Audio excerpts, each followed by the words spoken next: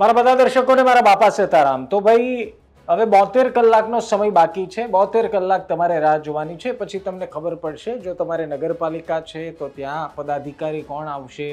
જો તમારે મહાનગરપાલિકામાં રહો છો તો તમારા મેયર, ડેપ્યુટી મેયર, સ્ટેન્ડિંગ કમિટીમાં કોણ આવશે એ બધી જ ખબર પડશે 72 કલાક પછી. એટલે કે હવે 72 કલાક ભારે છે. જે લોકોએ પોતપોતાના જગ્યાએથી, જિલ્લાઓથી, શહેરોથી લોબિંગ કર્યું છે એને હવે 72 કલાકનો સમય બાકી છે. અને 72 કલાકમાં ઘણા બધા બળ હજી પણ કરશે. એટલે વિસ્તારથી સમજાવીશ. એ પહેલાં આપને કહી દઉં, આપ નિષ્કર્ષ જોઈ રહ્યા છો. મારું નામ નિશિથ રાજ્યગુરુ છે.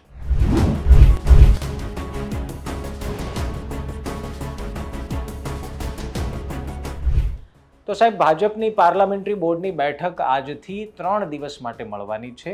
6, 7 અને 8 તારીખે આ મુખ્યમંત્રીના નિવાસસ્થાને બેઠકની શરૂઆત થઈ અને આજથી 3 દિવસ સુધી હવે જે જિલ્લાઓથી નામો આવ્યા છે એની ઉપર આખરી નિર્ણય જે કમિટી છે એ લેશે અથવા તો બેઠકમાં લેવામાં આવશે.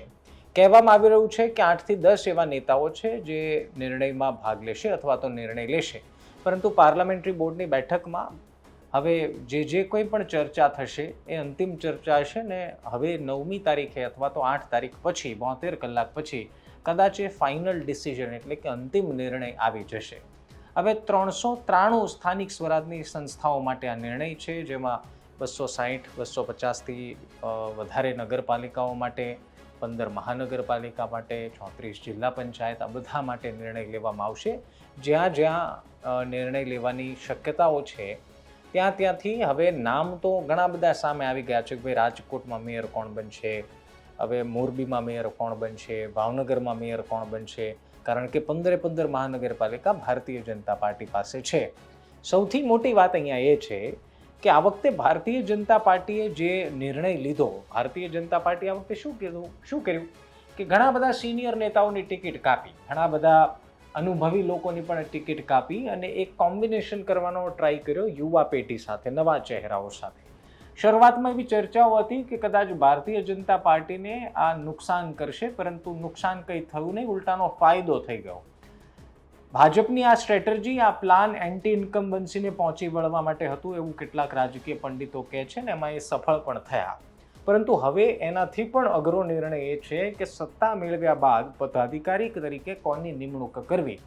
હવે પદાધિકારી તરીકે નિમણૂકમાં પાછો ડખો શું થાય કે જે જીત્યા છે એનું પણ લોબિંગ હોય, કારણ કે સ્વાભાવિક રીતે એક વર્ગ એવો હોય જે ઈચ્છતો હોય કે એક્સ નામનો વ્યક્તિ પહેલાં 2.5 વર્ષ મેયર બને અને બીજો એક વર્ગ હોય કે ના ભાઈ અમે જે કહીએ એમને તમે મેયર બનાવો. એટલે નારાજગીના દોર આમાં પણ થાય, આમાં પણ ખોટું લાગશે. હવે ખોટું ન લાગે અથવા તો કાર્યકર્તાઓ મૂંઝાય નહીં, નારાજ ન થઈ જાય, કારણ કે જે જીતનાર ઉમેદવારો છે એની સિવાય બારે વિચારવાનું, એટલે પક્ષના લોકો પણ નારાજ ન થઈ જવા જોઈએ. એવા મેયર કે એવા પદાધિકારી ન આવવા જોઈએ કે જે ઓલરેડી ત્યાં સ્થાનિક લેવલે ખૂબ વિવાદમાં છે, કાર્યકર્તાઓનું કામ કરતા નથી, સાંભળતા નથી, લોકોનું કામ કરતા નથી અથવા તો લોકોના કામને મહત્ત્વ આપતા નથી. હવે આવા લોકોને જો ભારતીય જનતા પાર્ટી ત્યાં બેસાડી દે તો સ્વાભાવિક રીતે જે તે જગ્યા પર અથવા તો જે તે સંસ્થા, સ્થાનિક સ્વરાજની સંસ્થાની નીચે એ ડખા શરૂ થવાના. હવે એ ડખાને જો વહેલી તકે પહોંચી ન વળે અથવા તો વહેલી તકે એને શાંત ન પાડે તો પછી મોટું નુકસાન કરી શકે, કારણ કે હવે સ્થાનિક સ્વરાજ તો પતી ગઈ, હવે આવશે વિધાનસભાની ચૂંટણી.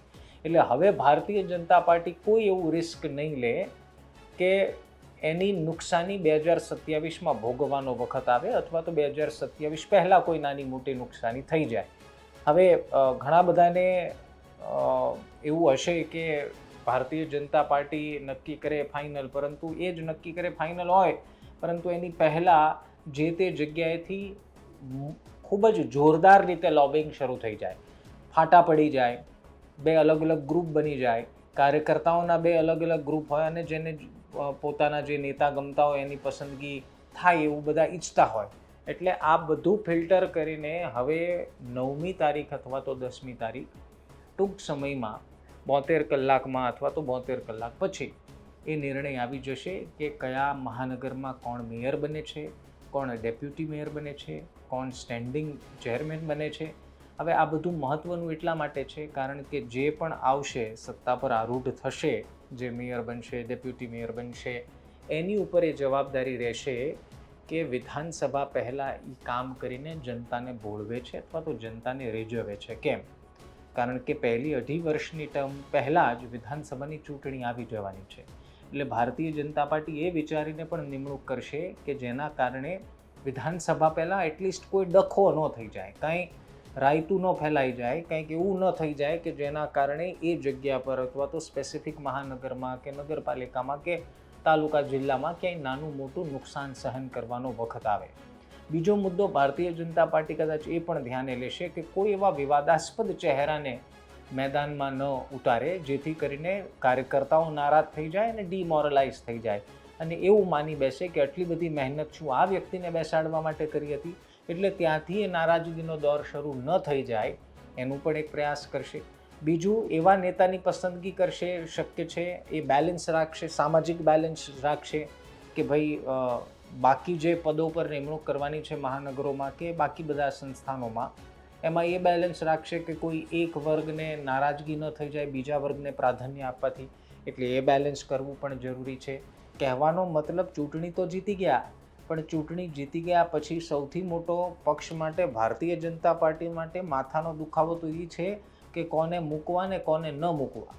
કારણ કે 30 વર્ષના શાસનમાં ઘણા બધા એવા કાર્યકર્તાઓ છે જેણે પોતાના 8-10 જોડી ચપ્પલ ઘસી નાખ્યા છે ને હવે એ રાહ જોઈને બેઠા છે કે હવે ફાઇનલી આપણને ટિકિટ મળી ને ફાઇનલી આપણે જીતી ગયા એટલે હવે તો મેયર બનવાની વાત પાકી, આવું ઘણા બધા વિચારીને બેઠા છે.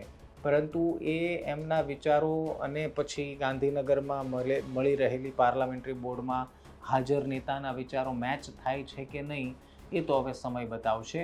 પરંતુ એક વાત નક્કી છે કે ભારતીય જનતા પાર્ટી માટે આ પદાધિકારીઓની નિમણૂક એક મોટી ચેલેન્જ બની રહી છે. કારણ કે નવા ચહેરાઓ, જૂના ચહેરાઓનું સમીકરણ સેટ કરવાનું, સામાજિક જ્ઞાતિ સમીકરણ સેટ કરવાનું, બીજું અનુભવી લોકો નારાજ ન થઈ જાય એવા ચહેરાને લાવીએ કે કાર્યકર્તાઓ નારાજ ન થઈ જાય એવા પદાધિકારીઓની નિમણૂક કરવું ભાજપ માટે હવે માથાનો દુખાવો સાબિત થવાનો છે આ 3 દિવસ. આમ તો લગભગ એવું કહેવાય રહ્યું છે કે જિલ્લાઓથી અને બાકી બધી જગ્યાઓથી નામ આવી ચૂક્યા છે. હવે જે લિસ્ટ, કાચું લિસ્ટ આવ્યું છે એની ઉપર આ 3 દિવસ ચર્ચા ચાલશે અને આ 3 દિવસે નક્કી થશે કે ભાઈ હવે કઈ જગ્યાએ કોની નિમણૂક કરવી. એટલે 72 કલાકનો મિત્રો સમય છે. 72 કલાક બાદ સ્થાનિક સ્વરાજના સંસ્થાનોમાં જે કણ નિમણૂક કરવાની છે ભારતીય જનતા પાર્ટી પક્ષ તરફથી એ બધી જ નિમણૂકો મને લાગે છે કે 9 કે 10 તારીખ સુધીમાં થઈ જશે. તમારું શું માનવું છે એ કમેન્ટ જરૂર કરજો. બાકી મળીએ છીએ આવતીકાલે નવા વિડીયોમાં. ત્યાં સુધી ધ્યાન રાખો, મજા કરો.